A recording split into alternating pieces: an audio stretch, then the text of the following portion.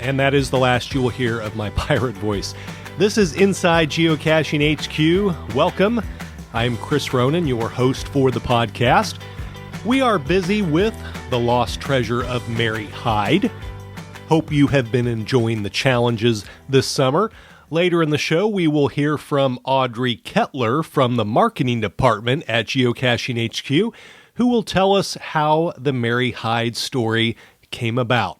Also in this episode, Magnus from ProjectGC.com, a very popular geocaching website, one of our great API partners.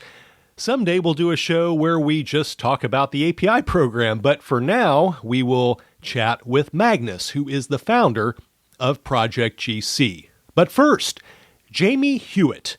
Jayme works on the product team at Geocaching HQ. Right now, she is working on a very visible project, the updated dashboard. That is where you see a list of your recently viewed caches, your latest logs, you link off to your souvenirs, all sorts of important stuff. And they are approaching this project in a new way, so we thought it would be interesting to have Jayme tell us all about that. So, here is me and Jayme talking about the dashboard and other fun stuff. Okay, so Jayme, you've been here for how many years at HQ? 4.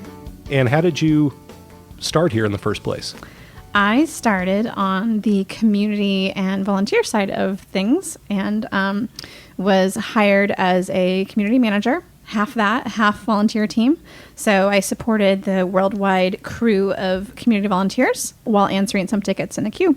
And I moved from there over to the product side of things. And you were a geocacher before you came here. I was. I started caching with my husband, Ben, in 2008.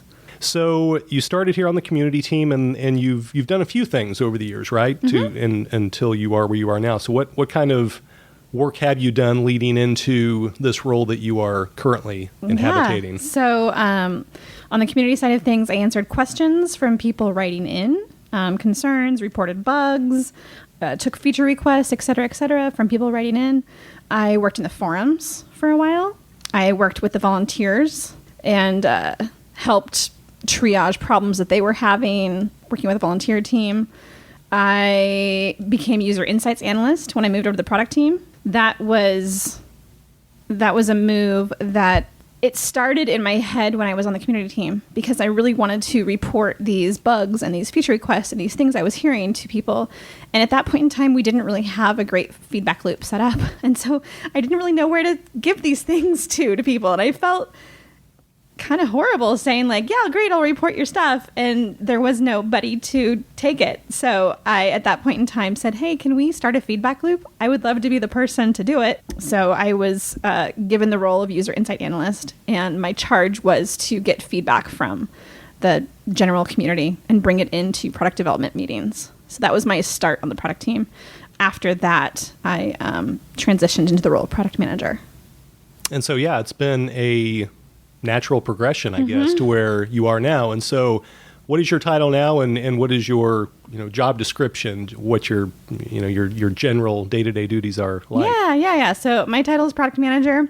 I work on the product team, but then I also work with a delivery team, a team of engineers and a UX designer to make the stuff that the product team prioritizes and says these are the things that we should be working on.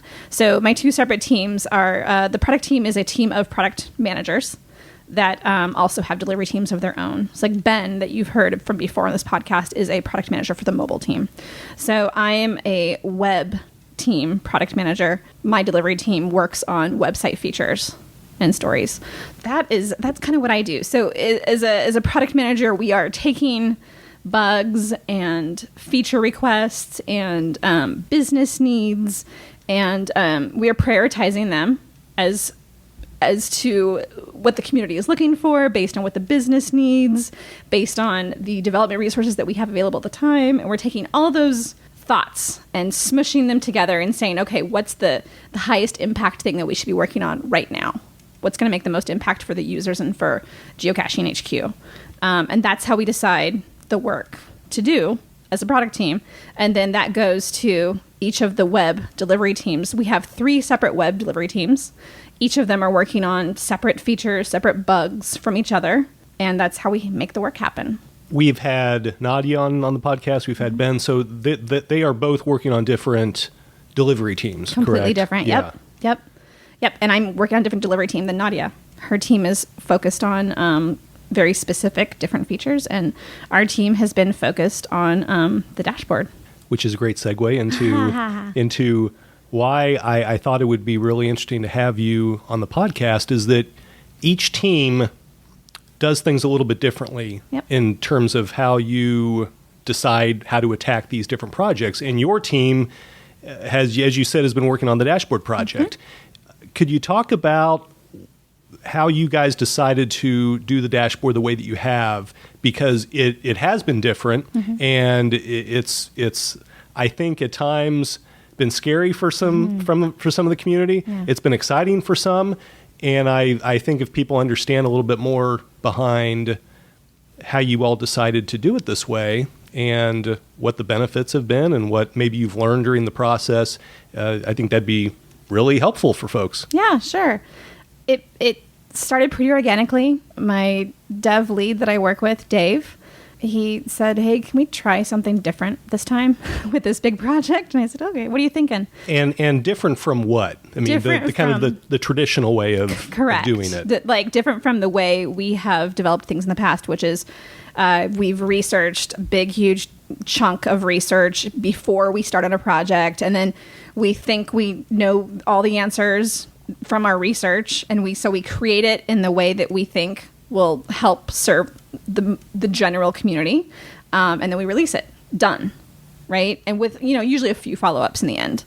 Dave wanted to try something different. He said, "Hey, can we just release something that's kind of bare bones and get it in people's hands first to see how they use it and like listen to feedback and what they want to do with it, and then iterate really fast. So listen to their feedback, do a release. Listen to their feedback, do a release." Like, we have actually been doing releases almost every other day, based on feedback that we hear from people in the forums, people on our feedback tool called Hotjar.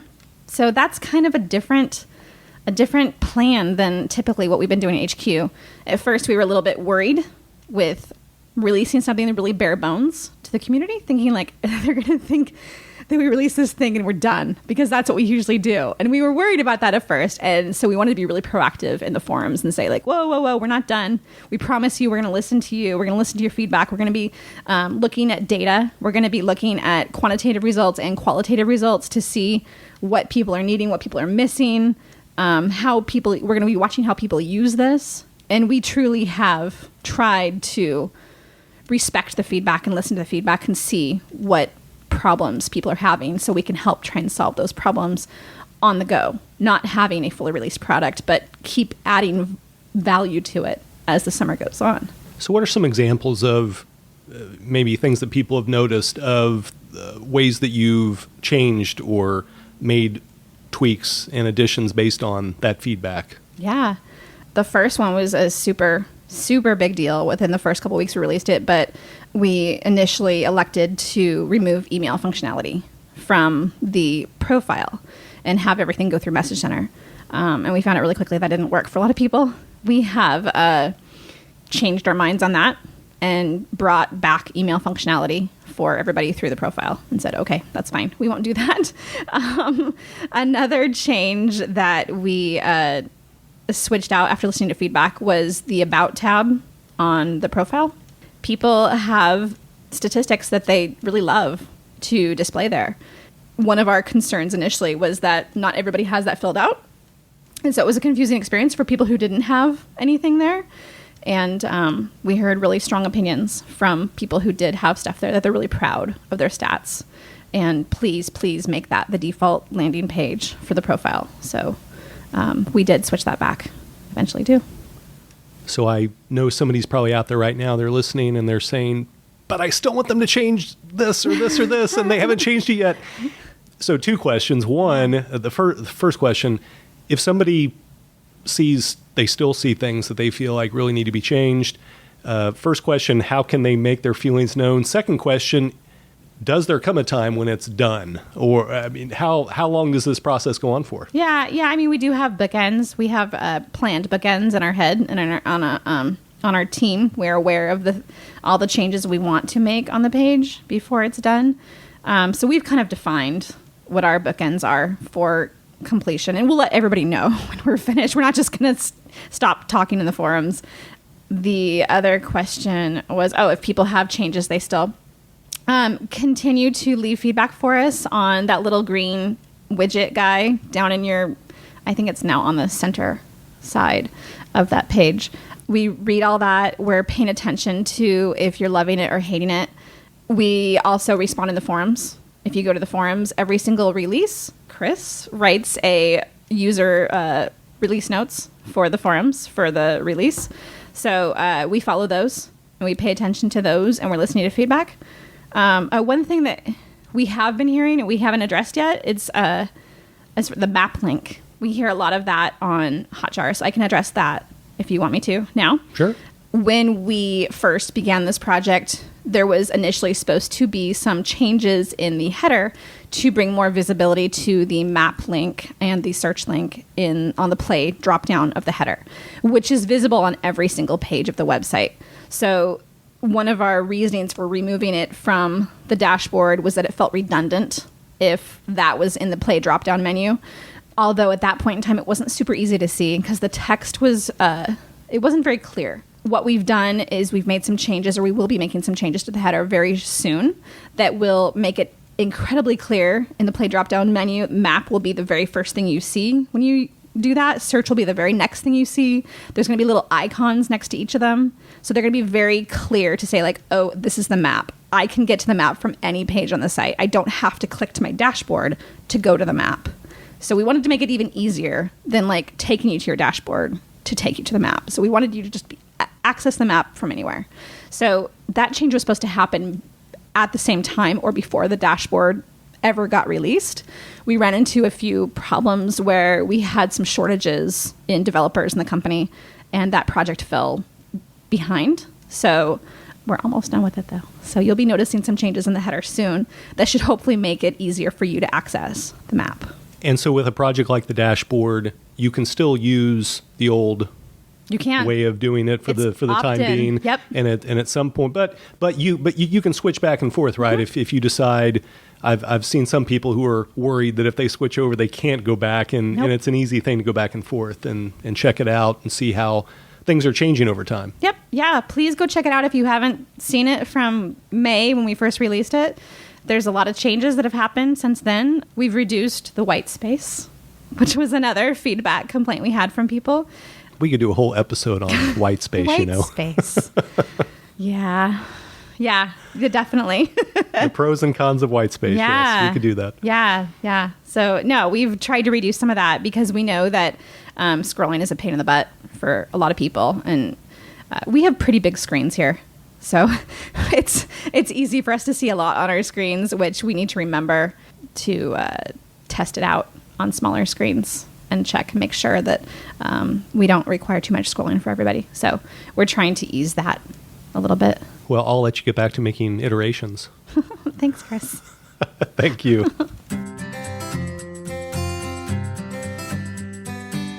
That was Jayme Hewitt from the product team at Geocaching HQ. Hope you enjoyed our talk.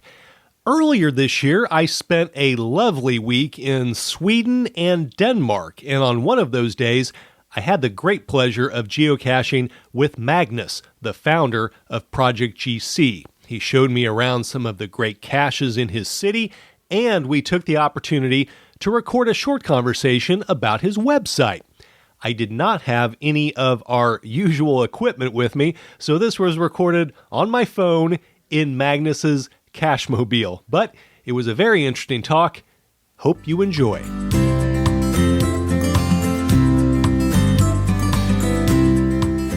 So Magnus, maybe we just start by, for people that don't understand what Project GC is, could you just talk about what it is, what the website does? Absolutely. It's actually several things today, but from the beginning it was all about statistics, more or less. It started for me as a hobby project more or less for my own purposes, but from that it has expanded, and over the years it has built into a successful site that is used by quite a lot of geocachers. The focus from the beginning was, as I mentioned, statistics, and we tried to show in geocaching in numbers in many different ways. Who has found the most caches? Who has found the most large caches? Who has logged caches most days in a row and stuff like that. We build a lot on that people have goals and want to do something else but just finding caches. Trying to have their own goals, push them a bit. Pretty much what it started like. So what was the impetus in the beginning? What made you say, I'm going to start with this? I mean, was there something in particular that brought this to life to begin with? Yeah, actually it was a request from another geocacher, which is quite fun. So we wanted to know who has logged the most caches, how Sweden was doing compared to other countries and so on. Not that it's about the numbers, not really, but some people it drives. It drives me in a bit. Not typical having most finds, but I like logging different DTs, for example. Or I want to know how many earth caches have I logged compared to someone else. Stuff like that. So it was someone else's idea from the start, and I thought it was fun. I had some spare time. I was quite interested. I started building on this. And today it's really not only about statistics, but on PartGC you can find almost any statistics you want, and they are dynamically created. So you can filter them on many, many attributes. I think a lot of people hear about Project GC because they do something with challenge caches and they see checkers out there. How did the checker idea first come about? Yeah, that's you could call it one of the latest big things at Project GC.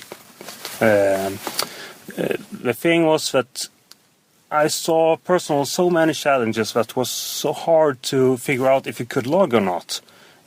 So in some cases, the description was very hard to understand, but once you understood that, it was fairly easy. But in other cases, it was very hard to look at your data to know, have I logged a GC code that starts with a 6, and have I logged a mystery that haven't been logged for a year before that, and things like that. So actually, this started as something I needed myself as well. I'm very into challenge caches myself. I've logged quite a lot. I'm up in a 4-digit number. And a lot of those has required me to build small programs to actually produce some output of proof of how I fulfill it. And I felt like others will need this as well, obviously. So from that, it scaled to that I've started building some form of framework where other users at PartGC could create checkers. And from this it went into a moratorium, which you could probably know, where Geocaching HQ didn't allow any more challenges to be published for about a year. And during this year we had some discussions between PartGC and geocaching.com, and it ended up with the decision to require challenge checkers in a cooperation between the two companies. And then since then we have improved it a bit, opened up, and today all new challenges that are published requires a challenge checker at PartGC. And it's an excellent thing. It's pretty much a click or two to know if you're qualified or not. And for people who maybe know Project GC mostly because of challenge checkers, is there anything that you would like people to know about that they can do on your website that maybe they might not know about? Any features that you think people would enjoy trying out? For my own purposes, or my own favorite thing is that I use it as a planning tool. When I started geocaching 7 years ago, I pretty much was aiming to cache them all. I guess it's quite typical. But suddenly you see that there are so many geocaches, and I started traveling more, which meant I was covering grounds of 100,000 geocaches. And for me, it wasn't reasonable to log them all anymore, especially since there are quite a few published every day, which is fun. But what I wanted to do was I wanted to be selective. I wanted to as I mentioned, log different DTs, for example. When I was away to New City, I wanted to find all the large caches. So Project GC has created a tool that we call the virtual GPS. We like to compare it to a shopping cart, more or less. So while browsing Project GC, you can go through different top lists, or you can compare your finds with someone else, put up caches on maps. Meanwhile, every time you see your cache, you can add it into this virtual GPS. Pretty much like you add a t-shirt into a shopping cart on another site. And once you feel that you're done, you can export that virtual GPS into a GPX file and import into your geocaching program or Garmin GPS. And that is, in my opinion, one of the most powerful tools at Project GC. So if you haven't already, head over to Project GC to check out those tools that Magnus talked about. That is project-gc.com. Okay, The Lost Treasure of Mary Hyde. We are into week 3 of the summer geocaching promotion. Thought it'd be nice to sit down with Audrey from HQ's marketing team and hear more about how we came to know of The Lost Treasure of Mary Hyde. Here we go. We welcome Audrey to the Inside Geocaching HQ podcast. Audrey, is this your first podcast ever anywhere? First podcast ever. In your whole life? Anywhere in my whole life. This is a world debut. Yeah, this is a big moment for me. This is huge. Wow, I had no idea that there was that kind of... Yeah, the pressure is on. This is great. I can't wait. Okay, so I have a lot of questions I didn't tell you I was going to ask you. A lot of crazy, controversial stuff that we're going to be talking about. Let's just dive in. Let's just get into it, right? So first, before we get to the controversial issues, let's talk about what you do at Geocaching HQ. You're on the marketing team. What kind of stuff keeps you busy every day? Yeah, so essentially I am on the marketing team, and I've been with HQ for about 2 years. So our team really likes to say that we guide and inform and inspire our community. So this summer, we have this Mary Hyde Pirates promotion. In general, the summer promotions now have been going on. I think we counted up, this is the 5th year that we've been having these. How far in advance does the marketing team start thinking about what a summer promotion might look like? We typically like to think about it a few months before we would announce a summer promotion. So mid-March, we like to have an idea of what goes on, because there is a lot of planning that goes into the process, whether it's from the creative team or the developers, the assets that we need, or just some data requests that go into it. That there's a lot that goes into any souvenir moment that we have at geocaching. So these promotions, there are people from all over the company that are involved in something like this. It's not just marketing. It's not just another department. It really does cross throughout people all throughout the company. Yeah, absolutely. Just to even start with an idea like this, we usually sit as a marketing team. We start thinking of ideas and kind of what we want to achieve. And typically that's just creating something fun for the community to really just get outside and go geocaching, and whatever that means. So we usually start by thinking of an idea. And this year for our pirate promotion, we actually thought of the idea randomly in a meeting back in December. And once we thought about it, we know we want to do pirates. And really we wanted to do it because it brings geocaching back to the basics. And geocaching in itself is the world's largest treasure hunt. So we knew what fits that theme better than pirates. And it seems like it's really stuck so far, and people seem to like it. But when we start with an idea, we bring it together, and then right after that, we usually bring it to our creative studio. So these are the people who are going to be making all of the art for a promotion like this. And right now, we have a team of 2, Roxy Goetz and Nathan Kavanaugh, and we brought this idea to them, and they just ate it up. And usually when they love it, their artwork is inspired, and it just really transforms and takes off. So they actually thought of the whole narrative. Roxy, our designer, actually had a pirate-themed wedding. So she has just been, she's so knowledgeable in all the pirate facts and just different terms. So she's been a huge part of this promotion. But beyond that, we work with our developer teams. And sometimes for some of our promotions, we have features that are either on geocaching.com or sometimes could be integrated with our mobile app. So we had a lot of work with some of our development teams to make sure that we had use of the Friend League specifically for this pirate promotion. One thing I didn't mention before we started this was that we were going to conduct the rest of this segment in our pirate voices. That won't be a problem, will it? No! Are you serious? Was that really your pirate voice?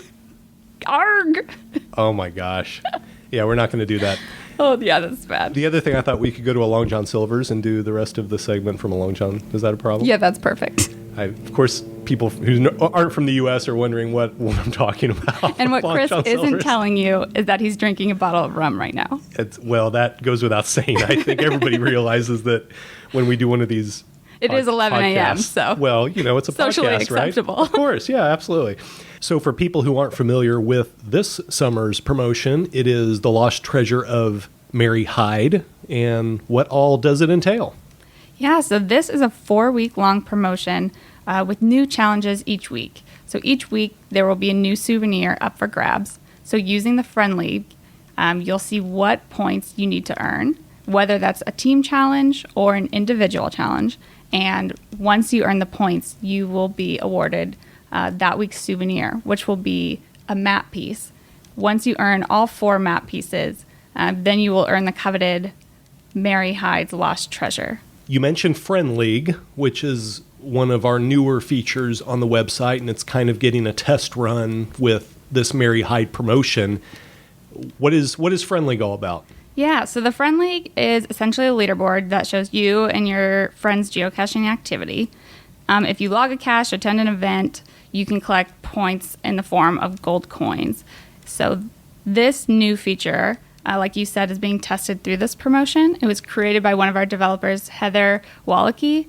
And so once we saw this new feature that she was working on, we knew it had to be integrated into our promotion, and we knew the community would really love it. So you have the narrative, you have this tool, Friend League, and then the team has to come up with these challenges, right? The various ways that each week people will earn points.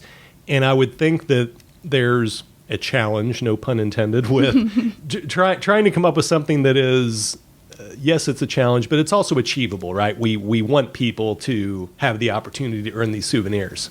Totally. It can be really difficult for us to create a challenge that is accessible to everybody because we really want it to be easy enough so a new player learning about the game and excited about it can join in and have fun. But we also want it to be fun and engaging for our users who geocache all the time. So with the leaderboard, a lot of the challenges you work together as a team, but we know there's a lot of people out there who like to geocache alone. So we definitely want to accommodate that through this promotion. So we made sure to make every challenge easy enough so you could do alone if you didn't want to work with others, but then also easy enough if you wanted to work as a team, you could easily earn the souvenir. One of the things that's been fun for me and for a lot of us here at the office is being how excited everybody here gets about these summer promotions, and because each year we actually have kind of a promotion internally where we divide up into teams and try to achieve these various challenges together. It's been really cool to see that just here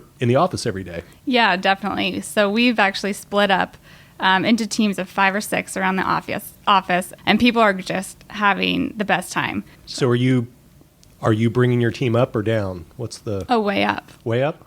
Our average is way up. I know. Up? Well, that's very specific. I like that. Just way up. Well, the good thing about being on the marketing team is that I know the point values coming up. And so the other people in the office don't exactly know what actions are going to be the highest point value. So I have that insider knowledge, and I have been sharing it with my team, which could be seen as unfair. But that seems like something a pirate would do, actually. Yeah. My name is Audrey. Oh my gosh. I can't believe you didn't bring that out earlier. That's hilarious. No, we're not cutting that out, but that's totally staying. Well, I think, is there anything else that we didn't cover about this week and next week, right? Yeah, this week and next week. So hopefully everyone's still trying to earn all 4 pieces of the treasure map, because there will be a fun surprise if you earn the meta souvenir. So just stay tuned for that. Well, I think we've pretty well covered everything. We've used up all of our silly pirate voices and puns and whatever else. You feel good about it? Yeah, it's feel as good as I can. Okay, well, Audrey, thank you. I should say Audrey. Thank you very much. Yeah, thank you. And we hope everyone earns those souvenirs. Have you gotten your fill of pirate voices? I know I have. Thanks to Audrey, to Magnus of Project GC, and to Jayme Hewitt from HQ's product team for being a part of this episode. Do you have questions for us? We would love to answer them on Inside Geocaching HQ. Just email us at podcast@geocaching.com. Once again, that's podcast@geocaching.com. We will see if we can answer your questions on the show. Thanks for listening. We will catch you next time. Until then, happy caching.